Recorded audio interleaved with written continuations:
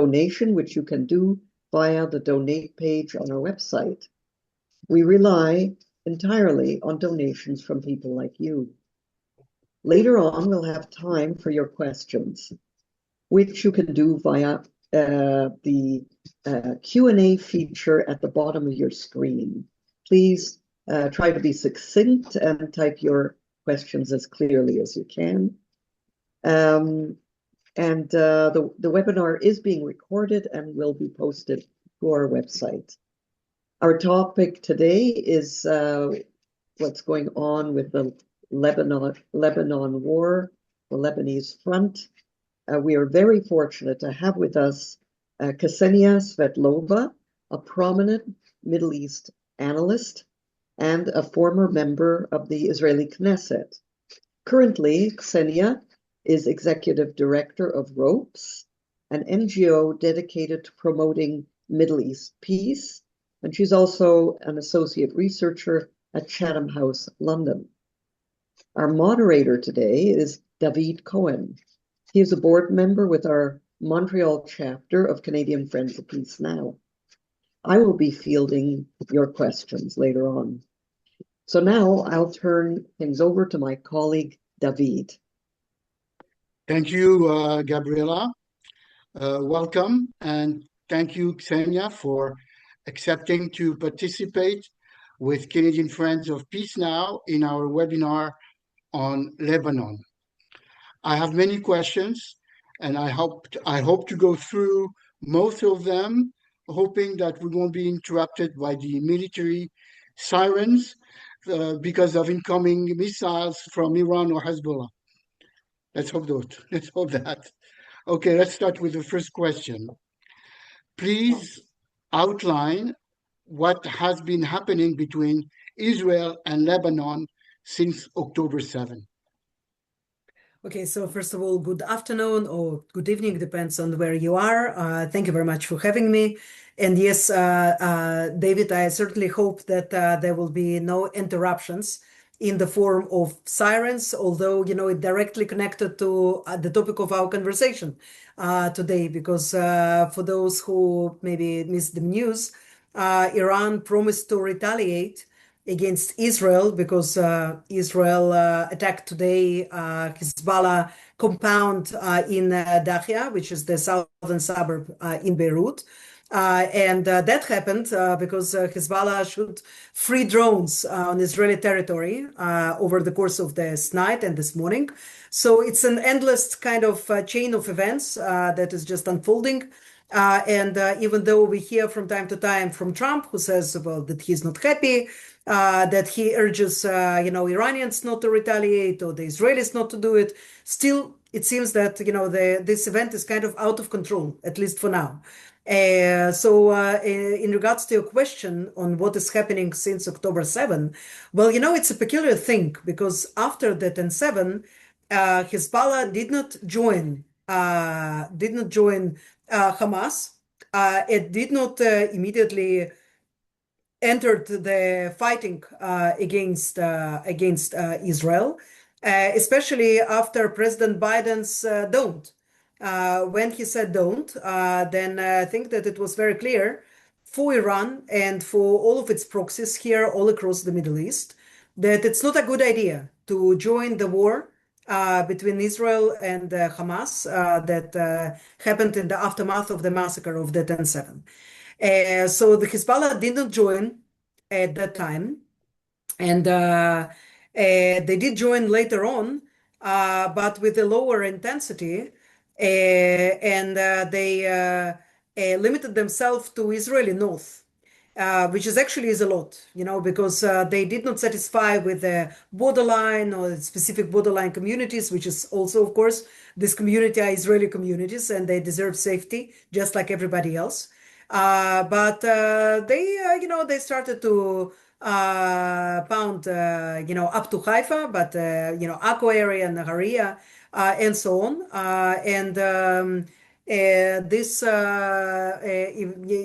eventually, it resulted in Israeli retaliation in the operation, Beeper operation, the pager operation, and the elimination of Nasrallah and the leadership of Hezbollah. And it seems that by 2024, by November 2024, Hezbollah was severely beaten. Of course, it was beheaded. Its top leadership was beheaded. Then another leader was taken out. And then finally, the current Secretary General was nominated. But it seemed to be very reluctant to continue any warfare against Israel. So the ceasefire that was announced at the time, it was still, the last month of President Biden, they announced this the ceasefire. It was clear that Hezbollah was still there. It exists, but it's severely beaten. And from that point on, and until the current war against Iran that started by Israel and the United States in March, Hezbollah did not retaliate and did not react almost at all against what the IDF kept doing in the southern Lebanon, which is going after its warehouses, compounds, eliminating, many of its fighters, and so on.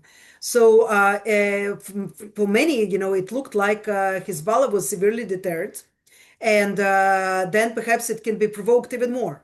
But then, when the war with Iran began, it became crystal clear that both scenes are very well connected, the Iranian and the Lebanese one.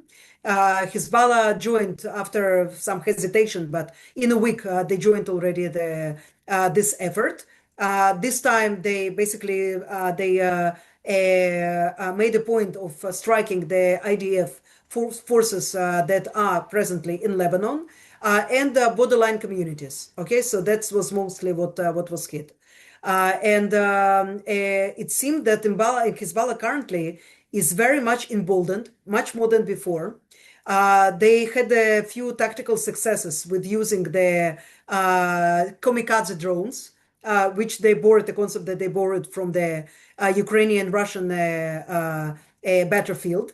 They succeeded to kill quite a few Israeli soldiers and also strike the Israeli territory and Israeli citizens there. So it seems that they are very coordinated with Iran. They don't feel currently any kind of fear.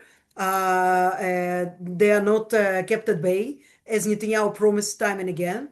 They are not crushed. And despite the very well meanings of the Lebanese government, they are certainly not going away, not for now. And perhaps, this upcoming agreement that, maybe it will be coming today or tomorrow in the week, we don't know.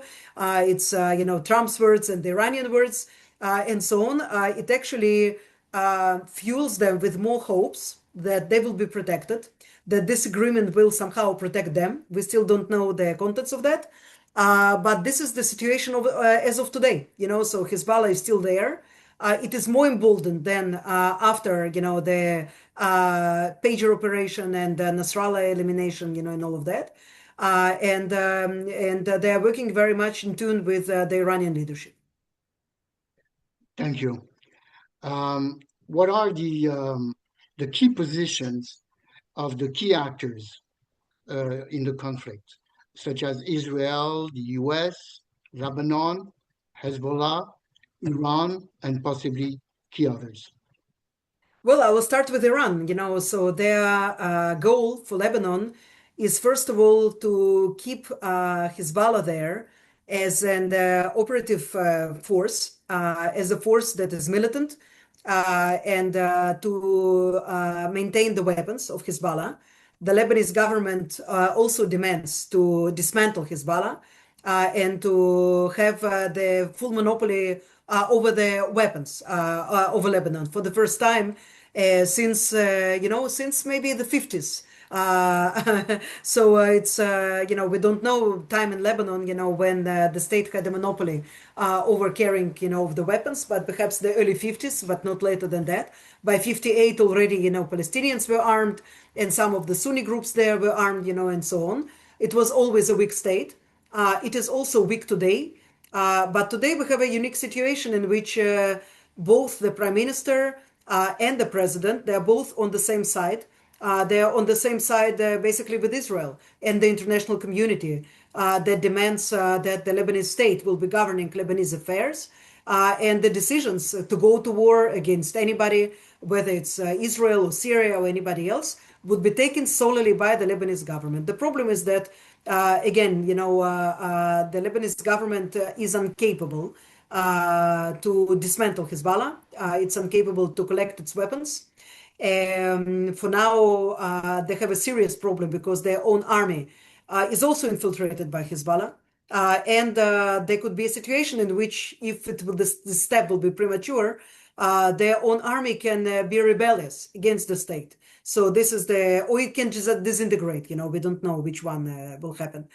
So Iran is interested to keep Hezbollah alive and kicking. The Lebanese state want Hezbollah to be ruled. They, allow for a state in which Hezbollah will be a political party that will be still a part of the, parliamentary life, but not as an armed militia. Israel wants Hezbollah to be completely gone. I think that this is a little bit of an absurd demand because, we see the limited results in Gaza Strip, where until now, Hamas is still very much alive, let alone in the West Bank, of course, there is still, Hamas presence there. But Gaza, the part of Gaza that is not being under the IDF occupation currently, it's under Hamas. So therefore, the IDF itself admitted more than one time that it is unable to right now to conquer all of Lebanon, and that is what is needed if you really want to get rid of Hezbollah completely. The United States supports the Lebanese government, but is also very wary of it and seems to be losing patience, as it does with also any other players that are unable to bring success quickly. And most of all, it wants quiet. I would not say peace. It wants quiet. It wants things to just end right now, to allow for Trump to end his war in Iran, to focus on other issues, and generally, it's really not very much concerned by what is happening in Lebanon. The last key stakeholders are the Arab countries, Saudi Arabia, United Arab Emirates. They, of course, first of all, they regard Hezbollah a terrorist organization, just like we do in Israel. This is by decision of the JCC, the Gulf Security Cooperation, from 2016. All of the Gulf states recognize Hezbollah as a terrorist organization. They want it to be gone. They want it to be de-weaponized. They also know very well that it's not going to happen. But it seems that Saudi Arabia is the most dominant force there. It holds also the keys for reconstruction of Lebanon. And currently, it understands that with too much pressure, there is a danger in also collapsing the Lebanese state and the current Lebanese government. So they are very wary of Israeli actions. This is another front where Israeli actions differ very much from the Saudi, thinking, Saudi philosophy. And they just don't think that it's productive right now to continue with the current strikes. Because again, you cannot make Hezbollah go in this way, but you can also weaken critically the Lebanese state, and then you don't know when you will have another option such as the current one. Thank you. What can we learn from Israel's war experience in Lebanon, in particular, its various occupation experiences since the late 70s? Well, Israel has unfortunately long and bloody history in Lebanon, and who could believe that we will be repeating basically our own steps time and again, from 82 till now. Again, you have this miraculous thinking that only if we will hold this territory indefinitely, perhaps, then we can secure our northern border. But I think that it's very clear that in the current environment, technological environment, when drones, especially with the optic fiber, drones that can be also, sent against, Israeli soldiers or Israeli civilians, also from the terrorists that Israel doesn't hold today. So this 10 kilometers or, whatever we are holding there right now is not very helpful when we are talking about the latest technological achievements. Unfortunately, it's not something that is going to secure the Israeli north. So my theory is that only a strong Lebanese state that will indeed have a monopoly over weapons and will be able to rule Hezbollah or any other militia and so on, can provide security to Israeli northern border. But that takes time, and if you're listening sometimes to Israeli media or reading it, so you will notice how impatient is everybody. And indeed, when it's our security, it's hard to be patient and to say, well, we just have to wait. No, you want security for your children today. That's for sure. But unfortunately, and I keep telling this also to whoever, wants to hear, that, there are no magic solutions here. You cannot just say, well, we will control 10 kilometers of this or 10 kilometers of that, and that what will, bring security for us. You have to heavily invest in the Lebanese state. You have to give it credit. You have to allow some time for it to rebuild its institutions. Lebanon doesn't have any kind of institutions currently. Everything is just ruined. And you have to keep in mind that until very recently, the Lebanese president himself was nominated in Damascus with a blessing from Tehran. So that's the first time that we have this experiment, basically, okay? But this government and this president, they are dealing with also catastrophic implications of the war. That is, again, not entirely all Israeli fault here. You have Hezbollah and Iran working in tune to make things, hot all the time. You have almost 1 million of displaced Lebanese. So you have, these threats that are being thrown every single day against the Lebanese president. And in this situation, they somehow, without money, without, stability, without any of these things, they have to somehow restructure the whole Lebanese politics, rebuild the army, and, decide how they need to act against Hezbollah, So this seems to me as a mission impossible at this very second. But again, with the support of the US, quiet support from Israel, we don't need to be very, loud about it. And of course, the Arab countries that are irreplaceable here, they might get there at some point. Okay, now the IDF has admitted that disarming Hezbollah is not a realistic plan, even if all Lebanon were to become occupied by Israelis. So if Israel cannot disarm Hezbollah, how can the Lebanese army be able to do it, even with all the financial support from Europe or from the United States? All right. So Israel will always be a foreigner. It always be a foreign force, a foreign occupier in the Lebanese land. And I can tell you even more. It's not that it's only impossible physically because we don't have this manpower, because our army is stretched also right now in Gaza, in the West Bank, protecting the settlers, and their enterprises and so on. But only also because the more soldiers, Israeli soldiers, you will send to Lebanon, the more opposition, internal opposition you will have against their presence. So basically, we will be making Hezbollah's case. We will be helping them to explain to the Lebanese people why they need to exist, because at the time, they used the fact of presence of the IDF in southern Lebanon in order to position themselves as the protectors of the Lebanese security and sovereignty. Okay, so today, when it's very, very clear to most of the Lebanese that they're working not for Lebanon, they're working for Iran.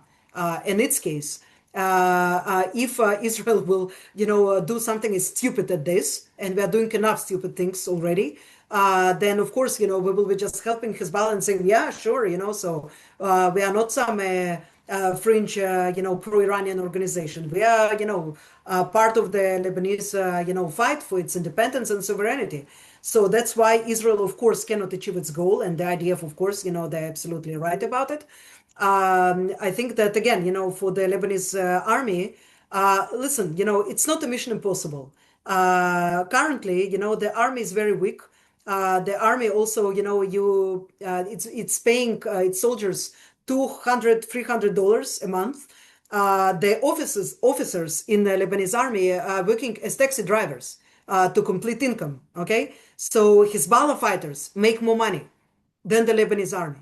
Okay, so you need to restructure it completely. You need to rebuild it from scratch. And again, this is something that I floated this idea to my Lebanese colleagues when I met them last time somewhere, that I'm not in liberty to tell you where and whom I met. But I told them, listen, like you can take the Syrian example. Who could think that all of the Syrian security forces that they will just disappear when there will be a genuine Syrian armed force? Yes, some of them of an unsavory character for us, at least because some of them are coming from jihadi organizations and so on.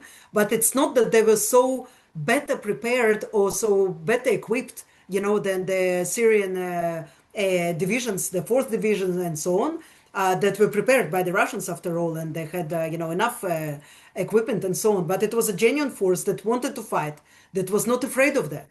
And they indeed saw in this Assad lackeys, they saw in them enemies. So the moment you will create something like this, and again, maybe it doesn't need to be an army per se. Maybe it could be, I don't know, presidential guard.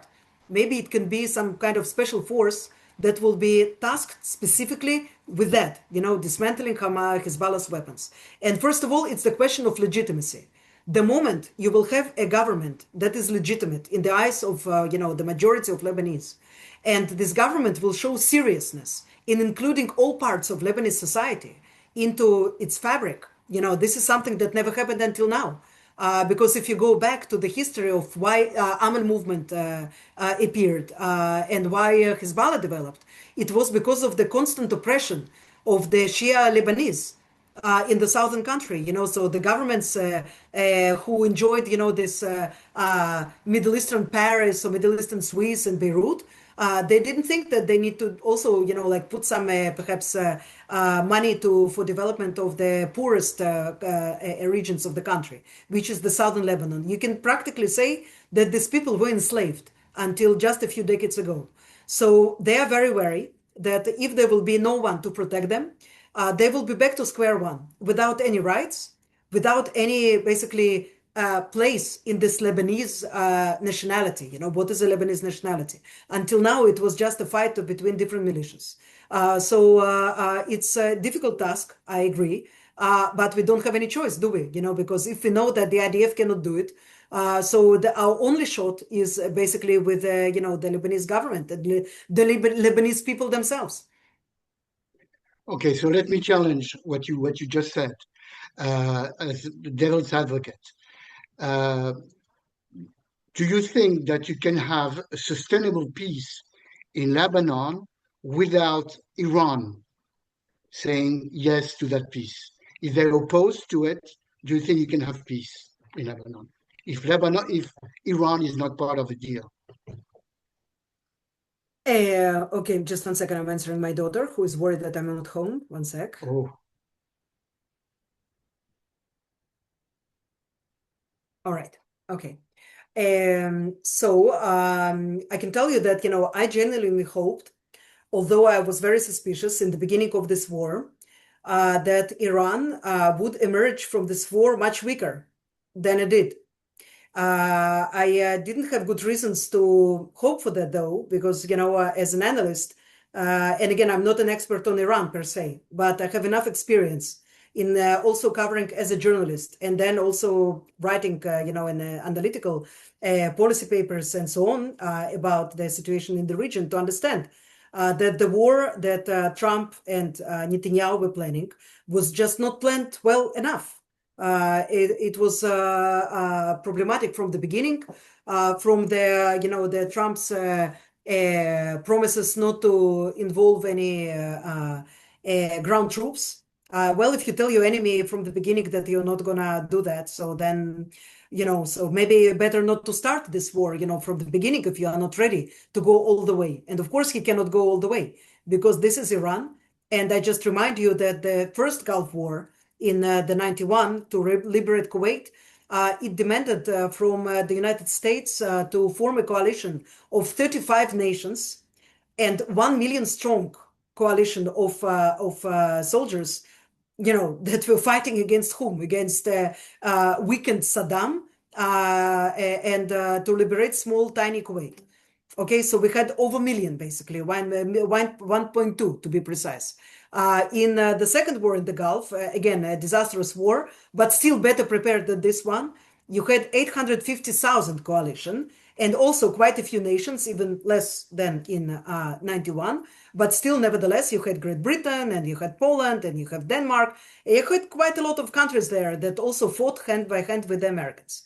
So this war, it happened when Trump has only one ally, and it's Bibi Netanyahu, and nobody else in this coalition. So when he suddenly woke up and said to the Europeans, please help us, and they didn't want to come to his rescue, I mean, we knew that that was that. That he cannot, cannot subdue Iran. He cannot dismantle its regime. He cannot do anything.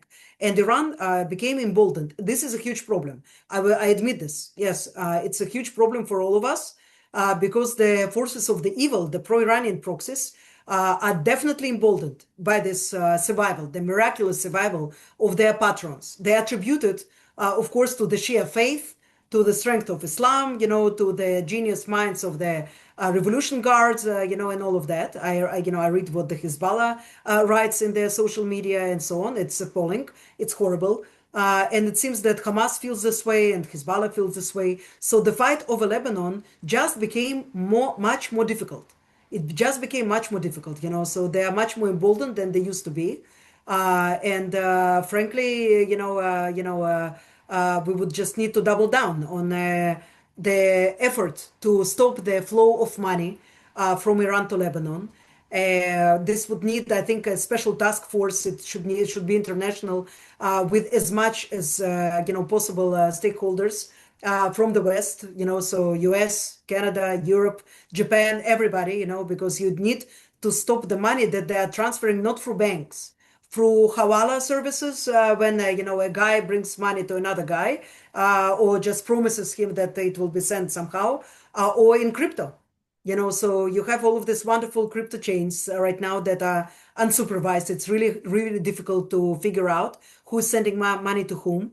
And this is how Hamas gets it, and this is how Hezbollah gets it.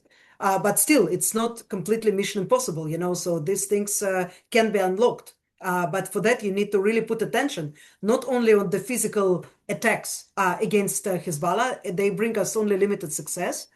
You need to end the flow of money. For that, you need to disrupt their drug traffic. It's in the Latin America and Africa. And the world is very oblivious, about, what is happening there. Okay, it's not our problem. Everything is our problem. Because when you have these black holes, eventually, it will result in the accumulation of missiles that will be bought and paid specifically by this money, the drug money, the blood diamonds money, and all of that. It's all connected. All of the pieces of the puzzle are connected. Unfortunately, I can tell you in Israel, shortly before the 10/7, the unit that was dealing with the financial crimes and that was following the cyber pockets of Hezbollah, it was dismantled, the Tzaltzal unit. So what about Hezbollah? Frankly, I don't know. But I know that Israel cannot do it alone. It needs to do with everybody else in the picture, the Arab states and so on, to just financially cripple them. And then it will make the task of the Lebanese government and society a little bit easier. Thank you. Let's look at the new US-Iran deal on Lebanon, as reported by the international media. What is your tentative assessment, given that we do not know what the real deal is yet, but what do you get out of what you hear about this tentative agreement with respect to Lebanon? I'm actually very worried that we are entering this time of uncertainty where even if you have an agreement and you know what's in it, it's a very good chance that it will not be respected. And I think that it's a huge problem because, it undermines the power and authority of the United States. And clearly, because Israel was left without any other allies, we entirely depend on the United States. The United States is basically deciding today whether Israel will retaliate or not retaliate and how it will retaliate and so on. So I think that, again, it's a big mess. I don't see a way out of it currently. About the new agreement, I will believe it when I'll see it first. I will have to study it and then to reflect on that. But again, the most worrying development is that we will continue the situation of no peace, no war, when you know that you cannot continue with the war, because then you will just destroy the international economy. The Arab Gulf states will pay an enormous price, and I've just been in the United Arab Emirates. Listen, that's the first time that I see so little tourists in Dubai. There are always tourists in Dubai, even in this searing heat of the 45 degrees Celsius. Still, and there are none right now, because that there is no deal, and even if there will be a deal, it might not prove to be stable. So that's, I think, that our biggest problem. What is the level of the Israeli population's support for the war against Hezbollah and the long-term occupation of southern Lebanon, as opposed to a withdrawal from Lebanon associated with the security deal supported by the US and hopefully Iran? The Israelis are mostly tired of all of that. And frankly, the majority of Israelis do support the continuation of the war, but only if it will bring definitive results. I think it's quite clear after 3 years, almost 3 years of the warfare against Gaza and then Lebanon and Syria and Iran, that there are no such results. Not all people understand it yet, so some of them are still hopeful that if only Trump would allow us to go all the way, if only the international community would not get in our way and all of that, then we would definitely get this coveted ultimate victory. But more and more people understand that that's an illusion. Okay, the other side will not raise the white flag. It will simply won't. It's not part of their culture. It's not, Japan of 1945, and it's none of the examples that come, to our mind. That the enemy has to raise the white flag. No, they don't have to. They absolutely feel they don't have to. They can sacrifice more people. They can sacrifice more land, and actually it makes their case even stronger, as I said, and it can just go on, so there is no strong, support for long military presence in Lebanon or in Gaza or, in other places, but there is a lot of fear. It's, even people will say that they supported the majority, at least, not the wild hilltop terrorists, but the mainstream Israeli, he would say, well, I'm not against, like expanding our borders and all of that, but also I don't think that it's that important, so the respect to the international law is very low. So if it would cost us nothing, and we could just, like annex part of, southern Lebanon and do their, our, security belt or whatever, yeah, people would go for it, But since it costs so much human lives, soldiers' lives, we see what is happening right now in southern Lebanon. The situation is worse than it used to be in the last decade of our presence there in the 90s. So the reaction is mixed.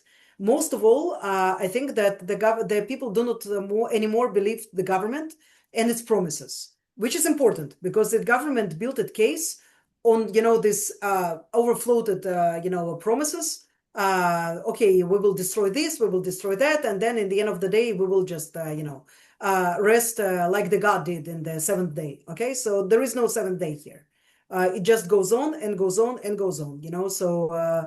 You have this mix of fear, frustration, fatigue of the war. Everybody is just so tired.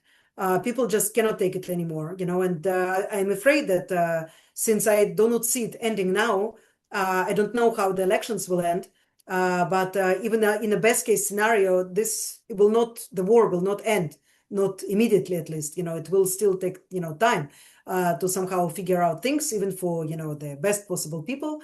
Talented Israelis will be leaving the country. People who have other places to go will be leaving the country. They will go to your country. They will go to the United States. They will go to Europe, and they do so, already every day. So that's the one of the side effects. I would say that it's a primary effect, maybe, because their brain, leak. I know what it did to Russia. When million Jews just woke up and said, okay, we are going. And this country is suffering from that until now. Okay, so, and it just lost another million of its talented men and women, when the war began with Ukraine and so on, so we are facing this scenario, and we are not Russia. We are a 10 million strong country. That's it, so we don't have more brains, to give to somebody else, so I'm looking at that, and I'm fearful, frankly. Thank you. Can you tell us about this new Israeli military doctrine that is described by experts as more aggressive following October 7, as shown by what has happened in Gaza, in Iran, in Lebanon, and in Syria? Yeah. Is this new strategy sustainable? I don't even know if it's strategy. Maybe it's more of a tactic, because in the end, strategy has to has some kind of goal that is sustainable. For this, still, I would rather use the word tactic, to describe it.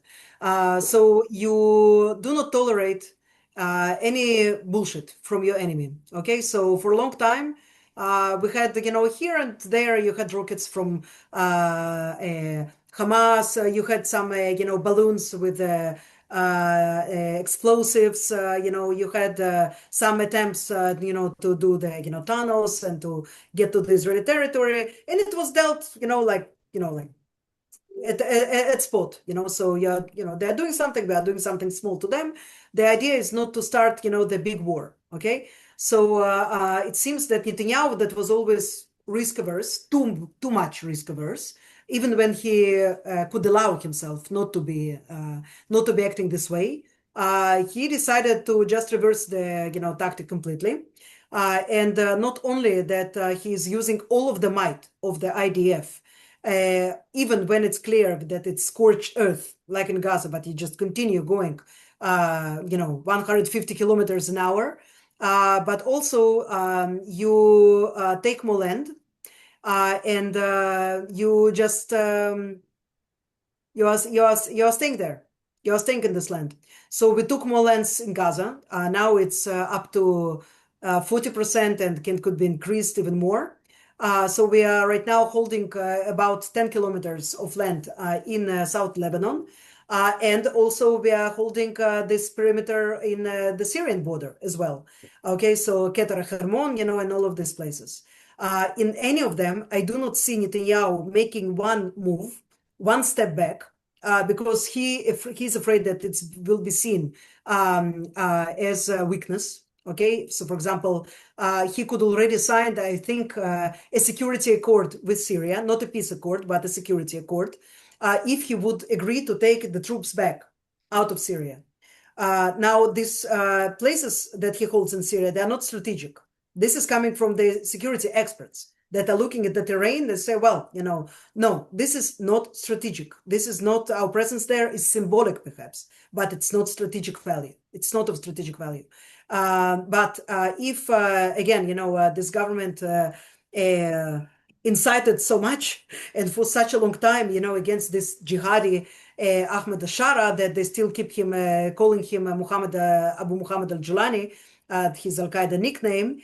And yes, we cannot undo his past. It is what it is. But at the same time, we are looking at, developments in Syria, at his own goals and his behavior. And we understand that, he is not eyeing jihad against Israel. Okay, so it doesn't mean that can be lenient, that we can, withdraw all of our troops from the border with Syria, but we definitely can afford ourselves to move back our troops, from the Syrian territory that we hold, in order to sign a security agreement that is supported not only by United States, but also by Saudi Arabia, other regional powers, and of course, the Europeans. This is something that's reasonable. It's reasonable and it's logic to do that. But somehow, no, it's not happening. And in Lebanon there is an active war, and in Gaza there is still no movement on that track as well. So there is no reason basically to give land back. And I think that that it's very in tune with the messianic ideology of the extreme right parties that comprise this government. And for them, it's indeed to control all of the Eretz Israel. And we do see, for example, I've been to West Bank lately in the Solidarity trip, and I saw a lot of stickers, also of Lebanon, okay, and in Syria. So we will not allow Ahmed Ashara to take control of the Bashan lands. Excuse me, Bashan lands? Are you nuts? Okay, yes, you are nuts. I'm sorry, I forgot whom I'm talking with. Yes, this is what they promote. So for Netanyahu, it's a political strategy and a tactic and military tactic. For his partners in coalition, it's an ideology. Very good. Well, thank you very much. I think we've used up our time allotment. And thank you very much for your great insight. Now, I'm going to pass the mic to Gabriela for the question and answer period. Thank you. Thank you very much, David. It's been very illuminating so far, Ksenia. So we have a question from, we have a few questions, audience questions. We'll get to as many as we can. So William Weisenthal is asking what the interest of the Lebanese government is in keeping Hezbollah in Lebanon. And I think you kind of answered that they're not interested in keeping them. But he also asked an interesting question: what role does corruption play in this conflict? So you could address both aspects if you like. Yeah. So first of all, I have to tell you that Hezbollah, unfortunately, it's more than just an Iranian proxy. It's also a genuine Lebanese organization, okay, that is influencing the life of many, many Lebanese, because they created parallel structures in economy, health, education, and many more. So they have their own schools, their own clinics, their own banks, you name it, okay? So because the government of Lebanon was so weak for so long, they created, this parallel economy, so people could rely on that. And they indeed, they rely on that. So, we can call it corruption. It's definitely not legit, because I'm sure that they are not paying taxes, to the, state of Lebanon. And therefore, of course, there is a lot of money laundering, a lot of things going on there. Yes, of course, so they infiltrated the Lebanese army. I mean, a lot of the recruits to the Lebanese army, they are Shia from the north, from the south, because they are the most poor people. Usually it's the most poor people who cannot afford themselves to, not to join, the army and so on, so there are a lot of elements there, so corruption is, of course, definitely part of that. Lebanon is one of the most corrupt states. And we know that for years, Hezbollah, they created their chains basically for money laundering. And they were present in Beirut airport, in Beirut port, in all of the borders. They dealt with a lot of, the incoming goods, and so on, smuggling weapons, drugs, and of course, money laundering. This is, of course, a very important source of income for them. So again, you have this quite a strong organization, rooted very well in the Lebanese Shia community. And you have the government that, first of all, the Lebanese people have a lot of expectations from it. So looking at them and say, well, it's been a year, even more than a year, and you've done nothing. So how our lives are better right now? Okay, so there are a lot of expectations from them. They have their own, coalition issues, of course. They are afraid that they will not be reelected, like any, official that has to go through elections. And they are dealing with a structure that doesn't have to go through elections. Okay, so they have their representatives in the parliament, of course, but they do not depend on the parliament. Even if they will not be elected to the parliament, they still will be present there. So it's an enormous challenge. I don't want to take it lightly, to just think that, well, if they would want, they could do something about it. Believe me, they won't. Okay, they won't do it. And the Lebanese president used to be the chief of staff of Lebanon. So I think that he knows realistically the situation of his army more than anybody else. He knows how weak it is. He knows how much money, will he need in order to restructure that. And unfortunately, these things come with time. It just doesn't happen overnight. Okay, thank you. Sobering. Jacqueline Swartz asks, why isn't Israel helping to strengthen the Lebanese state? And maybe a corollary to that is, what could Israel do to strengthen it? I think one suggestion was not to stay in the south forever, but what else could you suggest? One suggestion is, of course, not to create extra refugees, because the villages that are being destroyed in the south, so then you have enormous streams of refugees that, of course, they're all going to Beirut, they are going to the big towns, they are flooding them, and Lebanon knows its share of refugees taking. It's dealing with refugees forever, Palestinians, and then, of course, the Syrians that still didn't leave, most of them, and it just doesn't have the funds, doesn't have the money for that. So then, of course, there is growing criticism of the government. So how are you dealing with Israel? How you allow your people to meet with Israeli representatives in the US, and while we are suffering so much, the indiscriminate killings, indiscriminate bombings, all of that just contributes to the weakening of the Lebanese government. So Israel doesn't have to give money or something like this, although it can definitely, send, I don't know, cross-border help to, the relevant structures, like it did in Syria at the time, in order to help them against Assad. So it can do the same basically with Lebanon, but the thing is that it's not required to do that. I think that what they need right now is just stabilization of the situation currently. We know that current Israeli actions, they are not helping to weaken Hezbollah. So then why keep doing that currently? Okay, so if we will kill another 5 Hezbollah members, another 10 Hezbollah members. Today, for example, the IDF hit the Hezbollah compound in southern suburbs. 1 or 2 people were killed there, Hezbollah operatives. Will it change the game against Hezbollah? Will it just weaken them critically to the degree that Nasrallah's elimination didn't do the job?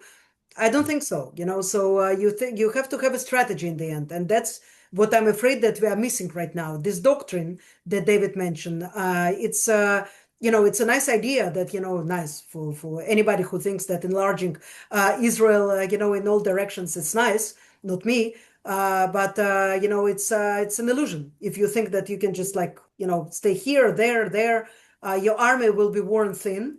And in the end of the day, there will be more opposition to your presence there than initially. Okay, so I think that we need to use the momentum right now of this significant change that happened in Lebanese politics to allow the Gulf states to help Lebanon. They can only do that when there will be some quiet in Lebanon. Well, there will be no, daily bombings and killings and eliminations and destructions of villages, most importantly. Okay, thanks. Question from Sol Ship. What does the Iranian state get for the money that they're funneling into Hezbollah? What they get is, first of all, the support that they expected to receive. When they were attacked in March, Hezbollah, and I told you that was reluctantly, because they knew that they're gonna also lose a lot of their assets, and they will be persecuted, and many of them will die. But they joined this fight, and it makes the life of the IDF more difficult. If the Houthis will be joining, then of course, it's again, it's not such a important force, it's not such a big force, but it can completely disrupt, again, this global economy with the closure of the Red Sea. It can disrupt the daily lives of Israelis, because we will be waking up a few times at night with our kids and running to the shelters, and it will create extra pressure. That's what they want. That's why they created all of these forces, not only for the physical presence and so on, but the plan was to use them in the time of need. The time of need is when Iran is being attacked, not when Hamas is being attacked. So that's why they didn't jump on the wagon when Sinwar called them by 10/7. But they did join when the current Iranian leadership called them, and they are ready to continue fighting.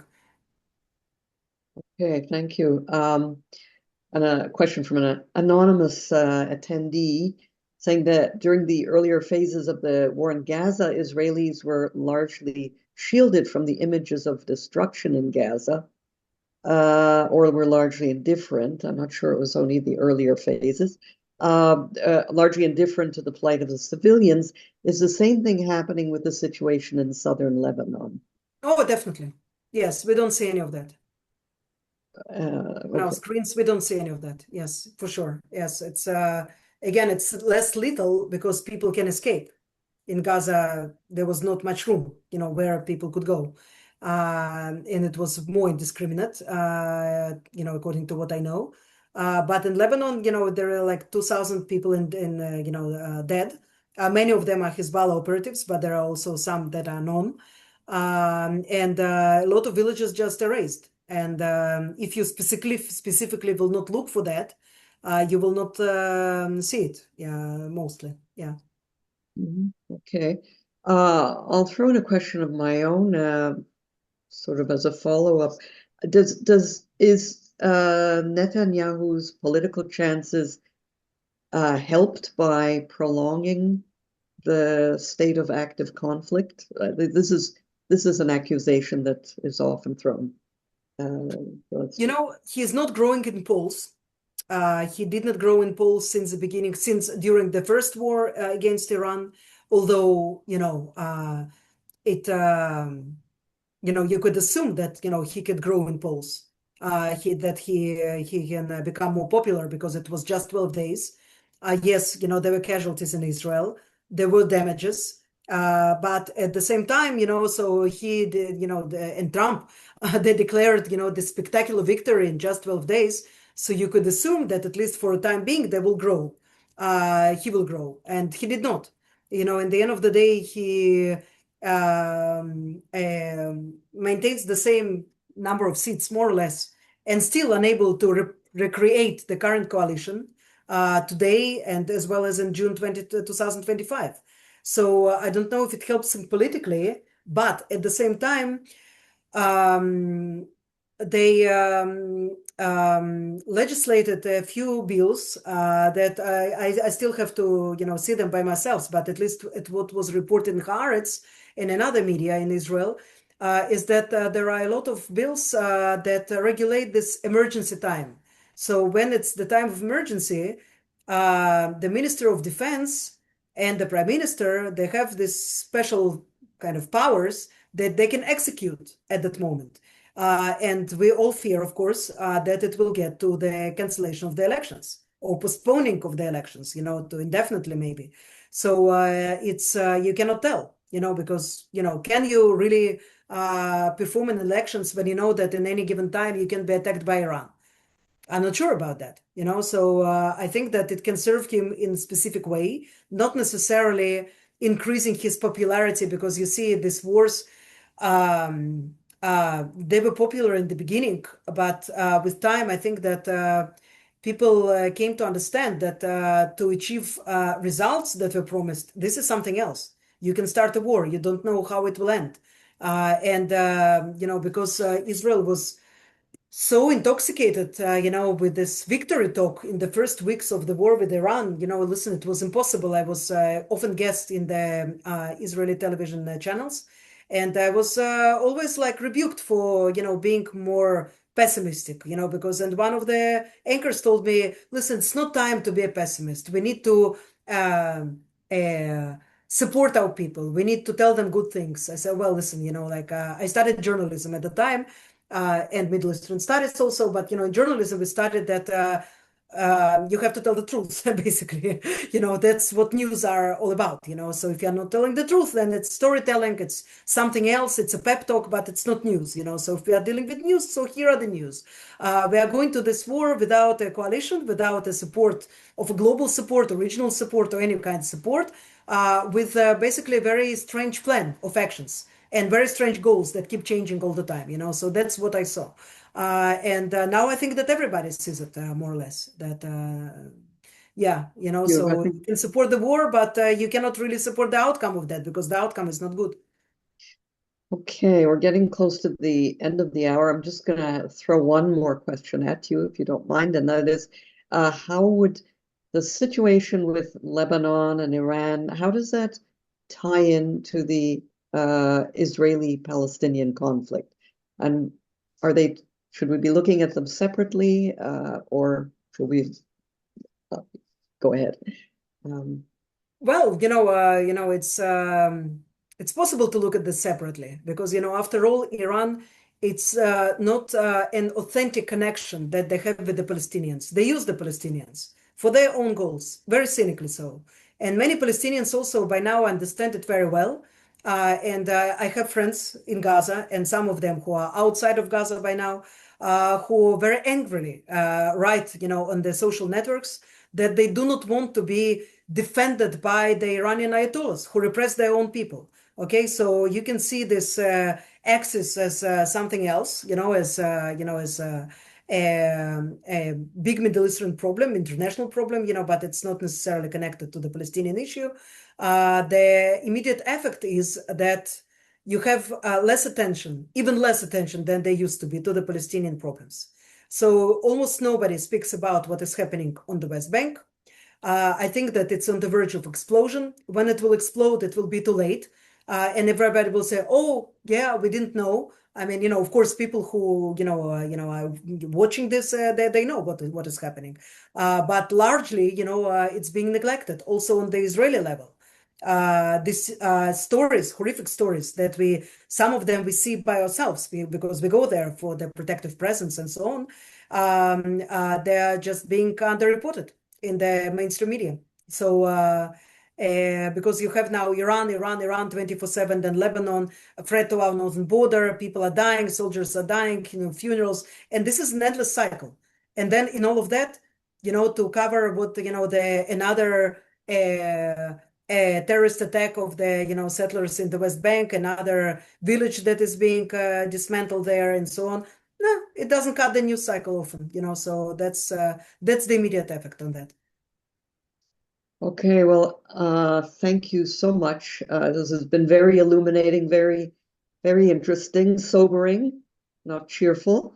As you speak, the question comes to my mind, why aren't the Israeli leadership listening to people like you? Because I presume they're not.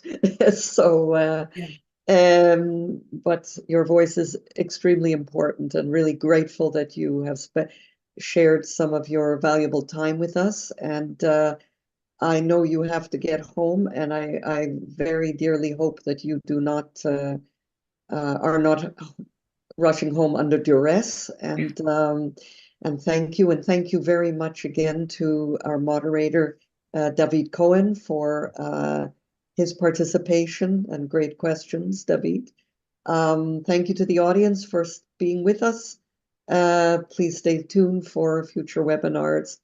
Wishing you all the best. Stay safe. Shalom, salam. Goodbye. Shalom and salam. Bye bye.